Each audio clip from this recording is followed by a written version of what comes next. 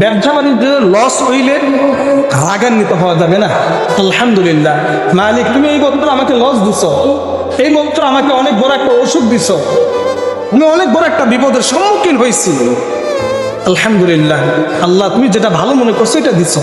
এই যে আপনি আল্লাহ তাআলার উপরে শুকরিয়া আদায় করলেন, রব তখন ফেরেশতাদেরকে ডাক দিয়ে বলে যে আমাকে তোরা কি করছিলি, নিষেধ করছিলি, আল্লাহ তুমি কি করিও না দুনিয়ার জমিনে, আল্লাহ তুমি মানুষ সৃষ্টি করিও না।